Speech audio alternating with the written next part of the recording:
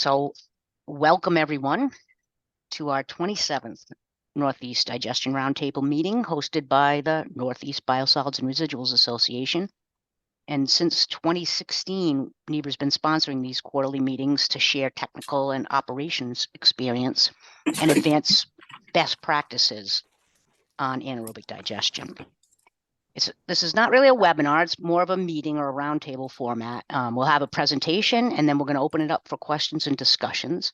I know the presenters value the feedback they get from some of you who design and operate and permit these anaerobic digesters. So I'm going to ask you guys to mute. Thank you, Caitlin, and stay on mute until the end of the presentation. And then there's a chat function. If you want to throw some comments or questions in the chat, that's great. But then we'll let everybody unmute and we'll have a discussion. I am recording this, and this and the slide deck will be made available after next week. So today our topic is the latest and greatest enhancements in AD design and operation to do more with less, as our presenter today likes to say. Micah Blate is a professional engineer with Hazen & Sawyer, a NEDR member organization. He has a BS in Civil and Environmental Engineering from the University of Southern Florida, a master's in Environmental Engineering from the Johns Hopkins University, and he is currently working on his PhD from Drexel University, and I believe he is studying this exact topic for his doctorate, but you can confirm that for us. So again, this is intended to be more of a meeting or roundtable format. We definitely going to leave some time at the end to open it up for questions and discussions. But at this time, I'm going to ask Micah, I'm going to stop sharing my screen and ask Micah to share his. Okay. Janine, you can hear me, right? Yeah, good. Okay.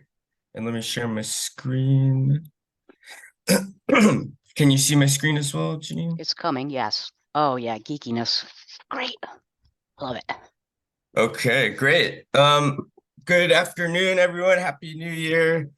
Can't believe it's already 2024. But at any rate, thanks. My name's Micah Blate. Like Janine said, I'm Hazen & Sawyer's Northeast Biosolids lead, and I sit in our Philadelphia office.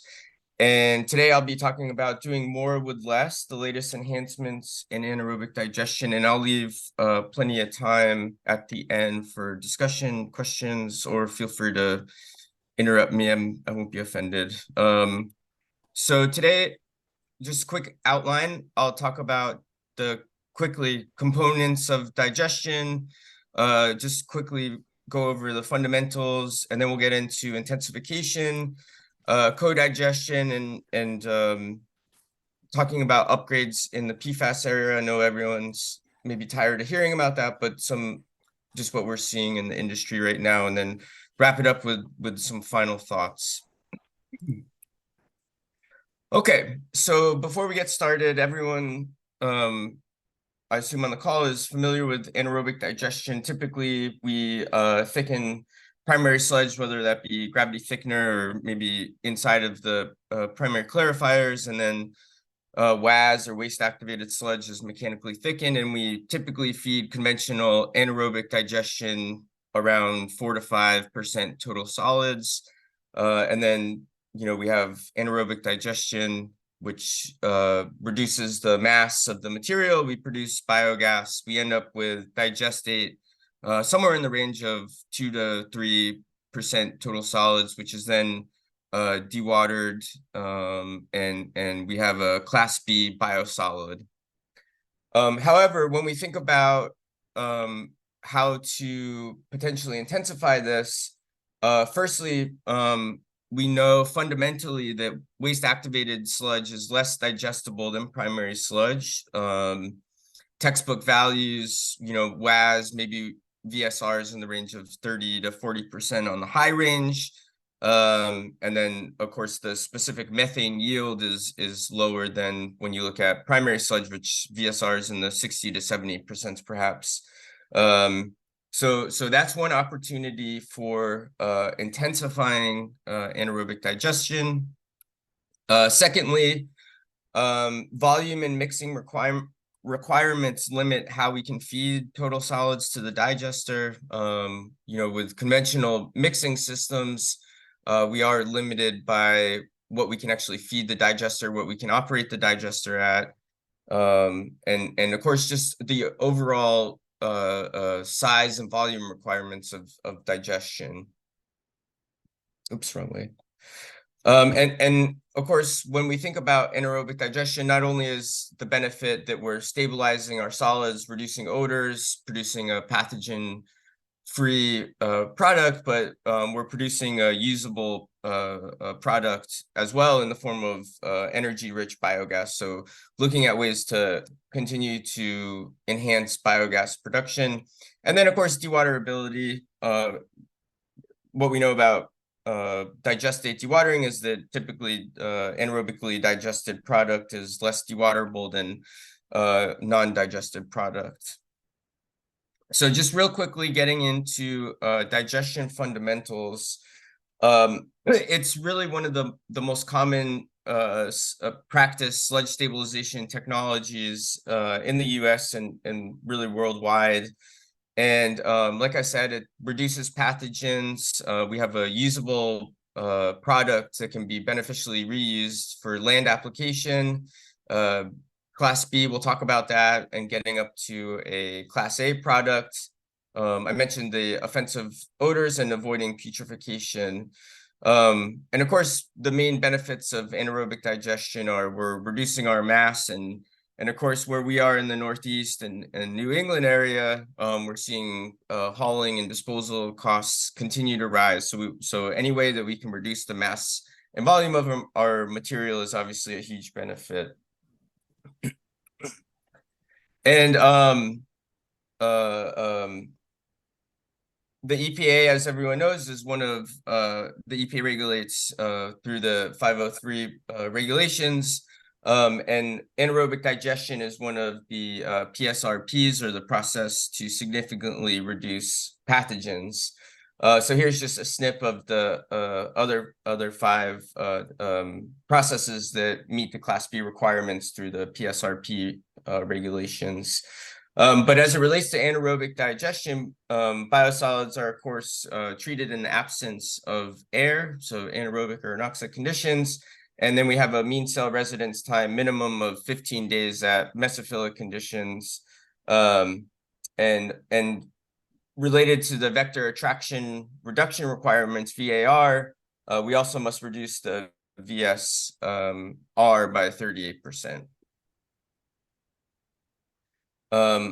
So anaerobic digestion, it consists of this really complex consortium of bacteria that basically decompose organic matter into methane, CO2, and water, as well as a number of other things. But anaerobic digestion is practiced most typically in 2 temperature ranges: mesophilic, around 100 degrees Fahrenheit, 36, 37 degrees Celsius, and thermophilic.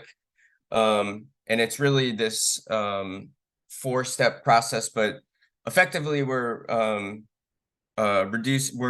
taking complex organic material, which are converted to organic acids, which are then used by methanogens to form methane and CO2. And like I mentioned, it's a really complex consortium of bacteria through this four-step process. I won't go through this, but hydrolysis, acetogenesis, and methanogenesis are really the major steps. And effectively, we're taking complex organics, hydrolyzing it to more usable, more easily digestible products, sugars, fatty acids, and amino acids, such that they can then be converted to acids, and then to the methanogens can use it. Okay, so anaerobic digestion, once operating, is a pretty stable process, but there's, of course, things to keep it operating optimally. And of course, those include temperature, DO, volatile acids, pH, alkalinity. We want to make sure that our tank is well mixed. We don't want to shock load the system, so keeping a constant feed into the system is obviously ideal. And we don't want to adjust the temperature too significantly, especially quickly. There's many flavors or variations of anaerobic digestion. I mentioned temperature-specific differences, mesophilic, thermophilic, and then those can be varied. You can have TPAD, which is temperature phase anaerobic digestion, so thermo followed by mesophilic. Combined aerobic and anaerobic processes, dual digestion, ATAD, that should say post-aerobic digestion PAD. And then, of course, we'll talk about some of these other processes, thermal hydrolysis, other enhancements like pondus and recuperative thickening. And then, of course, co-digestion, which is now a tried and true process across the country, and especially in areas that are starting to limit organic waste to landfills. So jumping right into intensification with thermal hydrolysis. Thermal hydrolysis is kind of think about it as a pressure cooker. We have a temperature, a pressure, and a certain amount of time. And effectively what we're doing is lysing the cells in addition to solubilizing complex organic material. And of course, in addition to those benefits, the other major benefit of thermal hydrolysis is that it's able to meet the Class A requirements via time and temperature.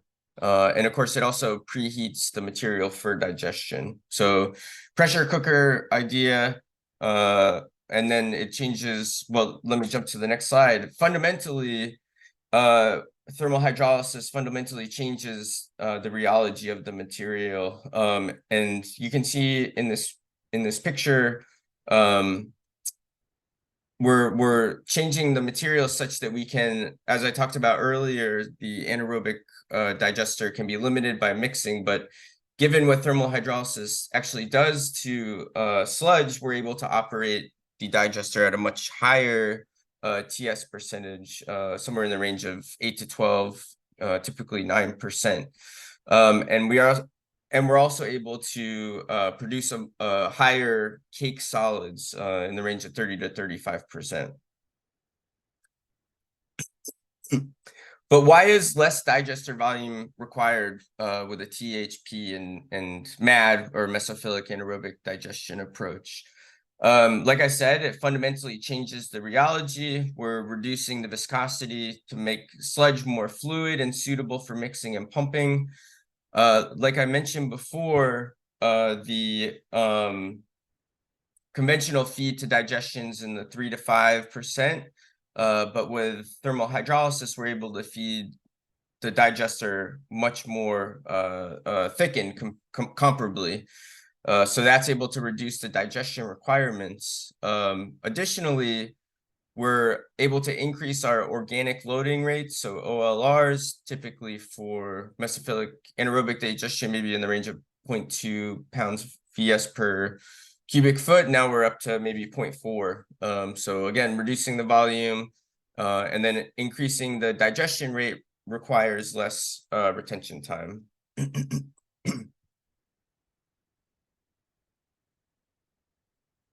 So there are several configurations available of thermal hydrolysis. And of course, the primary provider of thermal hydrolysis is now Canby, since they purchased the Suez several years ago. But the configurations, there's 4 types that are most common. Thermal hydrolysis plus digestion is the most common in the pre-treatment step. Then there's an intermediate thermal hydrolyzer where we have digestion, then the thermal hydrolysis step, and then the digestion. Then we have post-thermal hydrolysis, where the thermal hydrolyzer is after digestion. And then we also have WAS-only thermal hydrolysis. And here's a couple pictures from the Neuse River bioenergy project of thermal hydrolysis plus digestion project that's recently been constructed. And another thermal hydrolysis pre-treatment configuration, this is the WSSC Piscataway bioenergy facility that is under construction currently. There's a picture of the reactors on the bottom right and just the aerial of the plant. Hopefully you guys can all see it, but the solids processes are kind of on the top side of the plant there.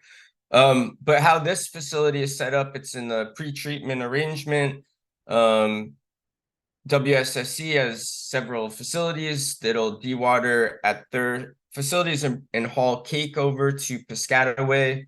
Piscataway will dewater their sludge on site, and it'll be mixed in cake bins, fed to the thermal hydrolyzer, and then anaerobically digested. We'll talk about this in a few minutes, but one of the considerations for thermal hydrolysis is the production of recalcitrant nutrients and COD. So there does become the need for side stream treatment for facilities that have stringent nutrient limits or are at the capacity of their secondary processes. This specific facility also has gas cleanup to RNG quality. So that's another aspect that's a huge benefit of THP, since we're reducing solids significantly more than conventional. We're producing proportionally more biogas. Secondly, we have the post-treatment configuration, which is called Solid Stream by Canby. Last that I heard there was only one installation in Europe. This was several years ago, so I'm not sure if this has become more prevalent, but I'm not aware of any facilities that have done this yet in the US, but hopefully we'll see this come around. But anyhow, what we have with this is anaerobic digestion, followed by dewatering, followed by a downstream thermal hydrolyzer, which is then the material is then dewatered, and you recycle your high soluble COD stream. And then also you're getting this huge benefit of dewaterability, 35 to 50%. This doesn't technically meet the requirements of Class A, but you can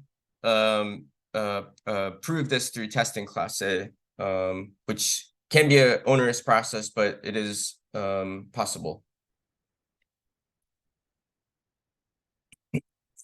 And finally, like I talked about earlier, WAS is inherently less digestible to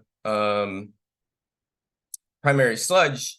So there is the alternative of only thermally hydrolyzing WAS.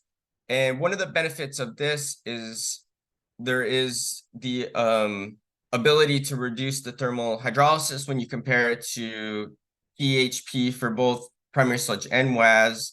And since primary sludge is already quite digestible, you have a smaller THP unit. And then, so this is then fed to, so the hydrolyzed WAS plus the thickened primary sludge is fed to a digester, which is then dewatered. But one of the drawbacks is this is only producing a Class B cake. So when you put this all into a table and look at the comparison and pros and cons of each, when you compare conventional MAD to these alternatives that I just discussed, what happens is, one, the major benefit is you're reducing your digestion volume, except for the post-digestion THP. But for the other alternatives, since we're able to change the rheology of the material, we can reduce the requirements of the digester and lower SRT requirements. VSR significantly improved since we've solubilized a lot of that complex material, broken down a lot of the biopolymers. And then, of course, from a gas yield perspective, because we're reducing the solids we're proportionally producing more gas, so overall the yield does go up, improve as well. But of course, there's no free lunch with anything in life, right? So we have some considerations. There's the pre-treatment requirements, grit removal, screening. There's the pre-dewatering step, cake storage and cooling. So the material comes out of the THP quite hot, and to keep the digester in mesophilic conditions, we then need to cool the material. So there's sludge heat exchangers. And then side stream impacts, like I mentioned, there's the recalcitrant and organic nitrogen and so on, COD that can be quite problematic for facilities with stringent nutrient limits. Okay, so now let's talk about non-hydrolysis type intensification. I'm going to start with pre-thickening. This is called the Energia omnivore process, and it's effectively similar in nature of able to feed the digester at a higher TS than conventional MAD, without all of the thermal hydrolysis components, pre-dewatering, THP screening. But you don't get a Class A product, and you don't see the dewatterability improvements that you would see with THP. There is currently 2 installations in the US. They've been the Camden facility, they don't operate currently. They don't need to operate their digester as high as 10 to 12%. So it's currently off. But the components of the system are effectively that mixer in the middle picture with the green motor, and then the box on the middle picture there is that's where the digester mixer can be pulled up to the service box, and there's a picture on the far right of the mixer inside the tank.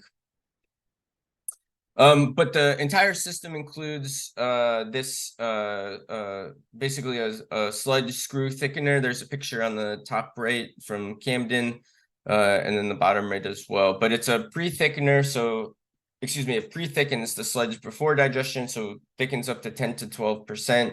It has pretty fair solids recovery over 95%, low polymer dose, and pretty low power requirements overall.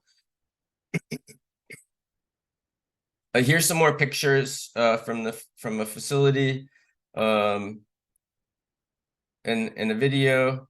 Oh, that's loud.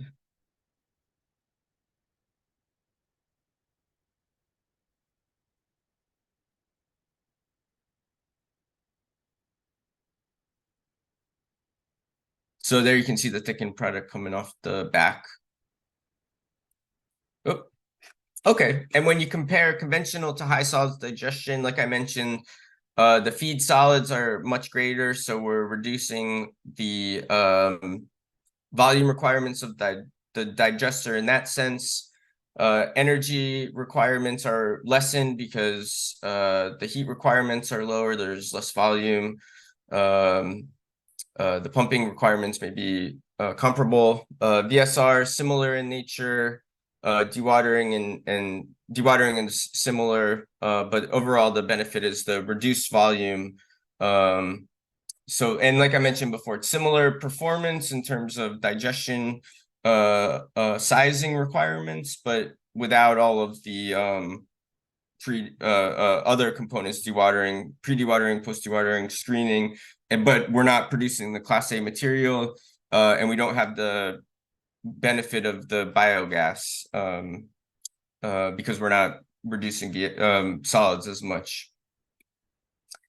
Here's an example project that we are currently designing in Goleta, and I wanted to show this one because one, it includes the Energia mixers. Goleta is in California, if I didn't say that. but the project includes this new digestion facility, new engines into the existing digester complex. But the way this facility is being designed is it will have the energy mixers, but it's being designed such that in the future, when population growth trends meet the capacity requirements of digestion, a sludge screw thickener can be added in recuperative thickening mode. So they'll see the benefit of the reduced volume requirements of the digester in the future when capacity is constrained. So that's one way to think about this. Do you want to realize the benefit of the volume reduction now or in the future? So here's a little process flow diagram of recuperative thickening. Effectively, what we're doing is feeding the digester conventionally 5, 4, 5, 6%, and then we're pulling off a stream from inside the digester, and then thickening it up to 10 to 12%. So it still reduces, it still has all the benefits that I just described, reduced volume requirements. We don't get the Class B requirements. And then, of course, it has the mixing system. There's currently 2 facilities in the US that operate this way. And here's just a small case study. The South San Francisco facility had requirements to expand their digestion volume. They had 3 digesters and a 4th standby. And based on the capacity requirements, they needed to have a total of 5 digesters. But ultimately, what they decided to do was add in recuperative thickening. And they ended up only needing 3 digesters based on that volume requirement reductions that I mentioned. So a really great implementation of this technology. Several years ago, this was presented at the RBC, and here's just a couple of snips of it, of the actual operating data. So VSR 30-day moving average, you can see it's in that 60 to 70 range, which is really fantastic. They were able to maintain quite great VA to alkalinity ratios of average of 0.03, which is fantastic.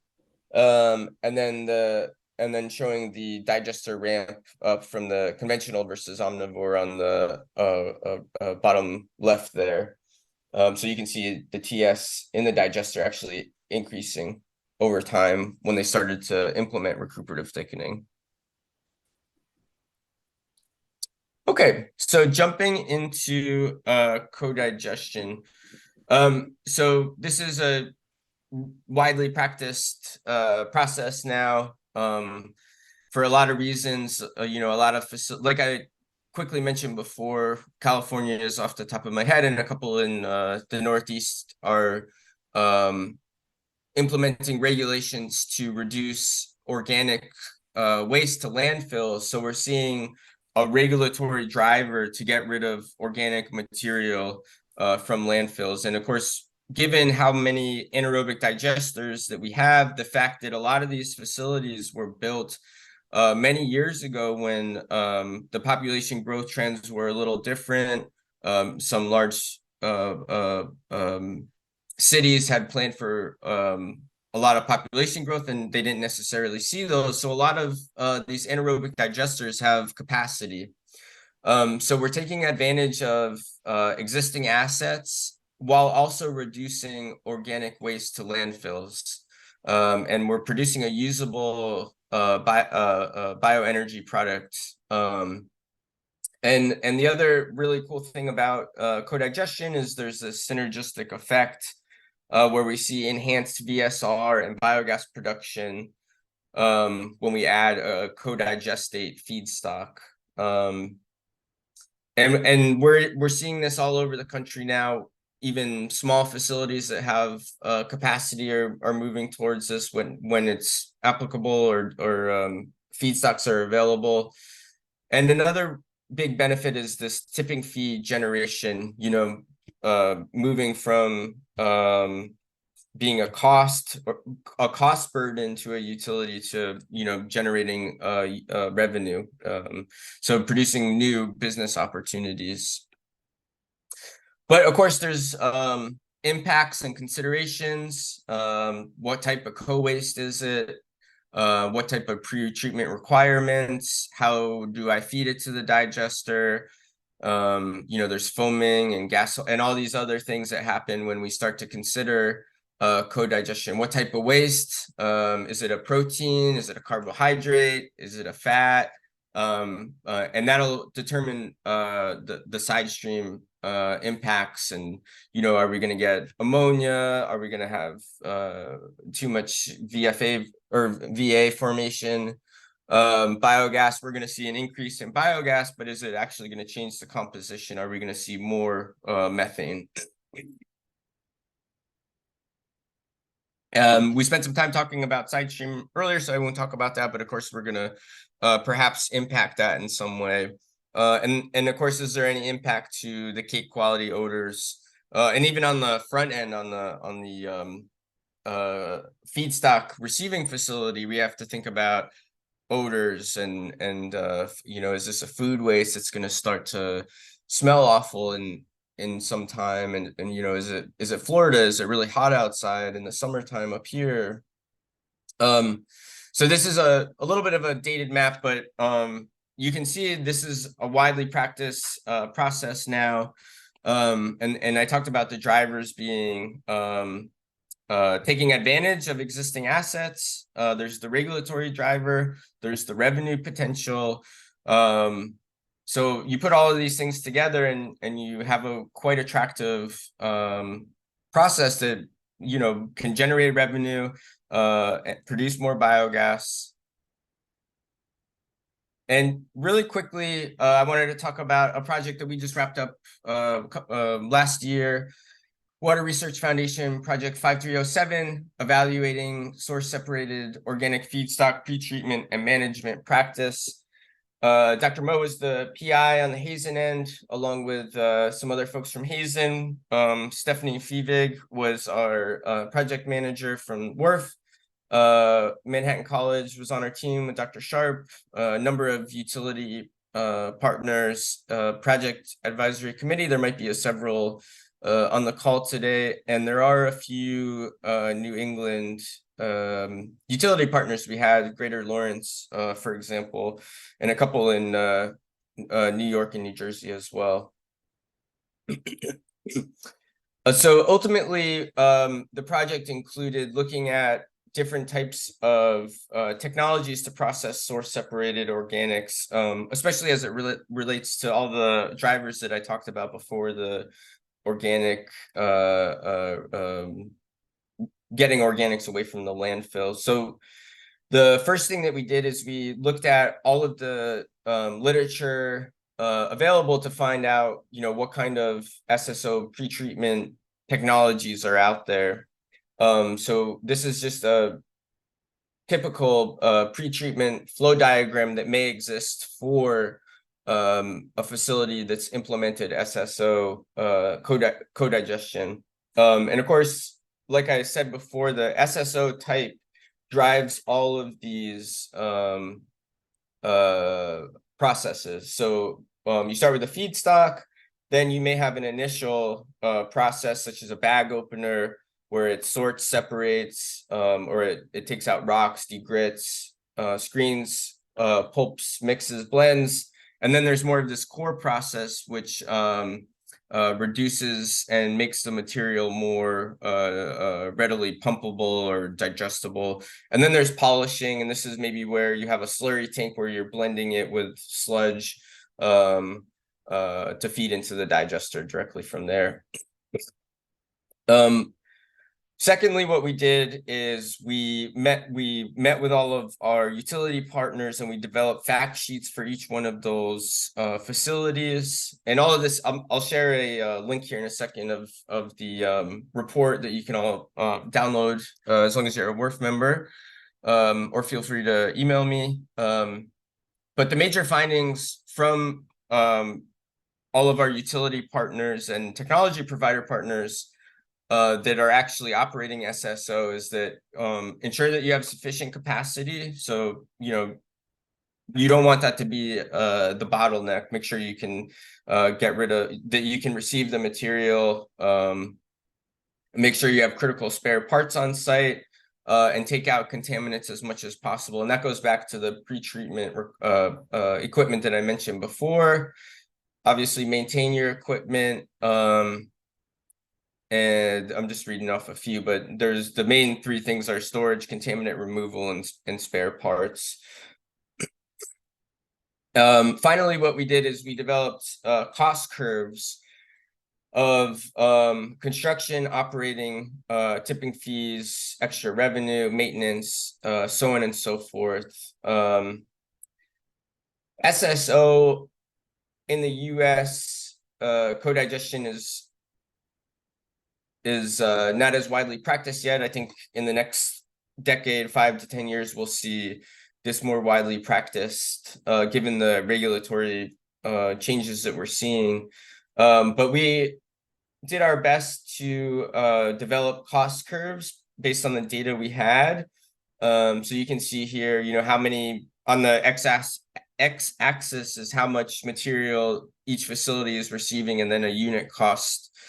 And so, I mean, generally, you could develop a trend line there. But again, there's only so much data currently available. But in time, I think we'll continue to see this, and we'll continue to see more technology providers enter the market in this space.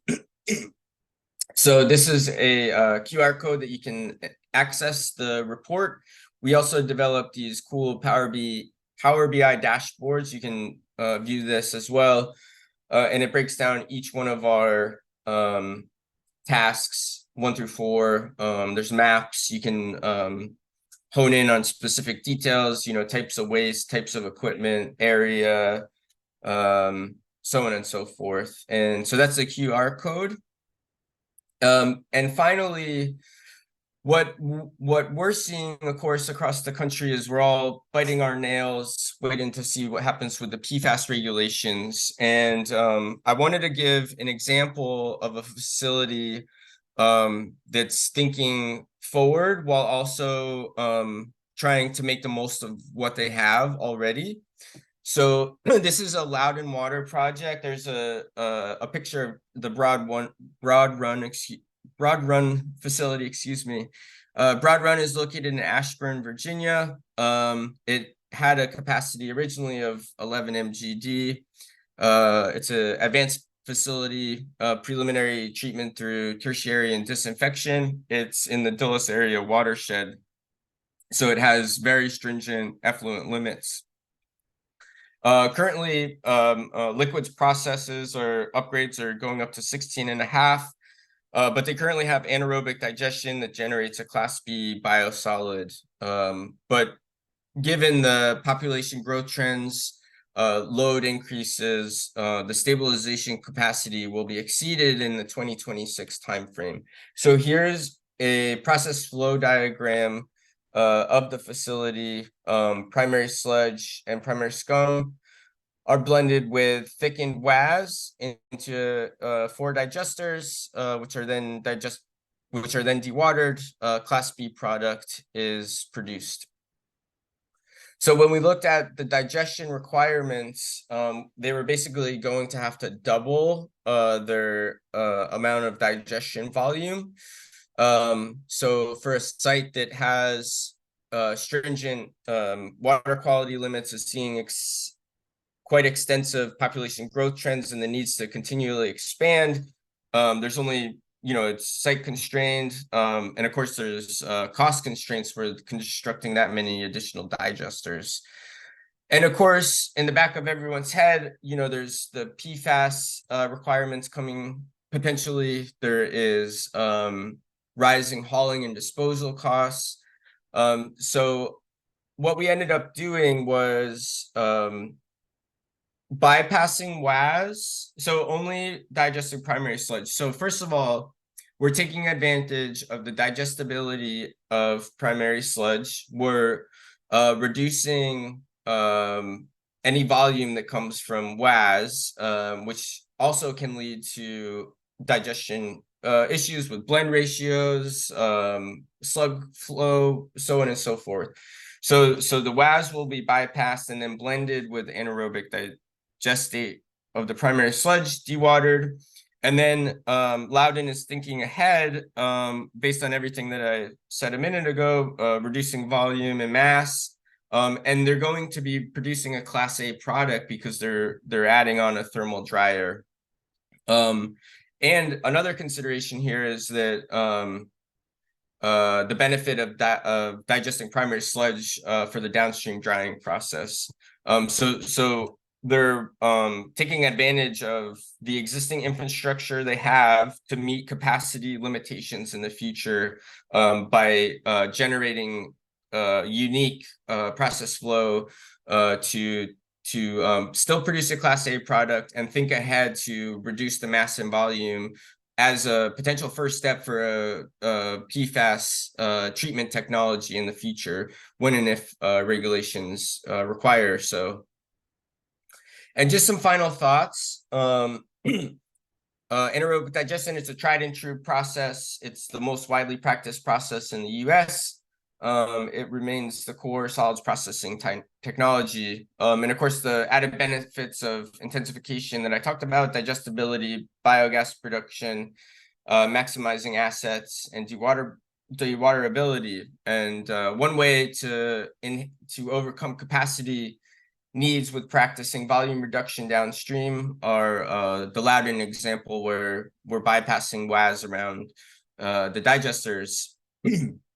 And with that, I would like to thank the co-authors, Mo, Daria, and Julie, and open it up for discussion. Thanks, everyone, for taking the time. Thanks, Micah. I learned a lot. Dr. Mo was busy answering some of your questions, but I'm going to repeat them for the group. So hang on a minute. And is this what you're getting your PhD in, by the way? My PhD keeps changing. It started in anaerobic digestion and co-digestion, but right now I'm looking at PFAS biodegradation with anaerobic processes. So it's related to anaerobic processes, at least. But you're focusing on PFAS like everybody else. No, that's great. I'm glad you are. So Bernadette was asking about, besides higher dewaterability, what would the other drivers be for AD followed by THP? Followed by THP. But you still, because you're recycling that high COD, you realize quite more biogas production. So for a facility that already has anaerobic digestion, this is a facility that maybe doesn't have capacity constraints, but they want to improve dewatering. So they're reducing their hauling, they're reducing their disposal costs on the back end. So they're getting that benefit and also too, they're reducing the size of the unit because it's not upstream, so you've reduced the mass going through digestion. And then you're recycling the COD load. I'm sorry, Ginny, did you say Mo or answer? I'm trying to find the chat. No, yeah, no, I gotcha. Here's the answer to all those questions, Micah. So it's all right. We wanted to save some for Mike, but all right, hang on. I'm gonna oh, I see. You want to Here stop sharing your screen, okay, so we can see you. I can see. But Don was asking, why would recuperative thickening increase VSR? Yeah, increased digestion time, exactly. Yeah, okay. Yeah. All right. Let me see what else we got here. Bernadette, Bernadette, thanking you guys for the WRF study. That had been helpful. And we did do, Dr. Bo did a webinar for us on that too, but you have more results now. All right. What else we got? Any other questions? Yes. Micah, have you found biological anaerobic reductive defluorination for PFAS? Ooh, what is this? Don, there is I would love to talk to you offline, but there's limited research in that. There's one professor that no one the scientific community has questions about, and I can send you some back and forth between the scientific community and this specific professor, but yeah, the research is far and few between. But this specific. Can you explain for us a little bit what that is?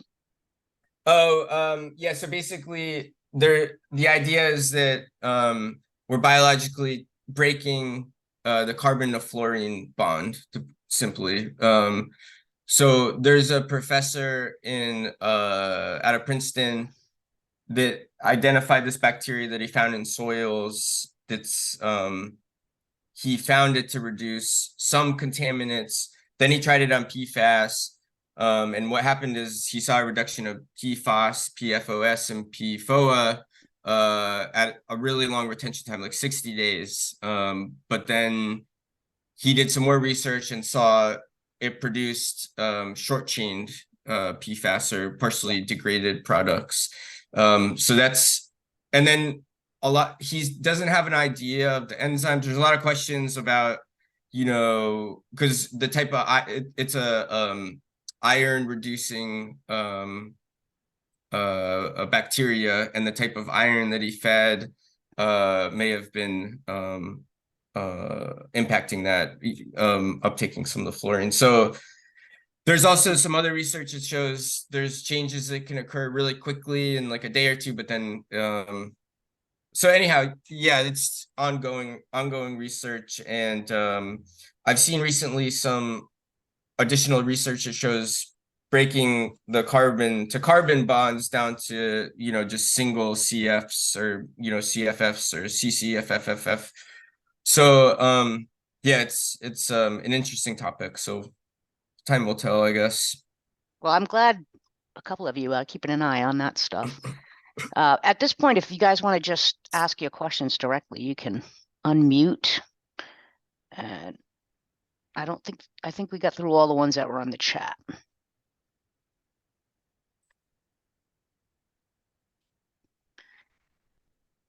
Anyone else?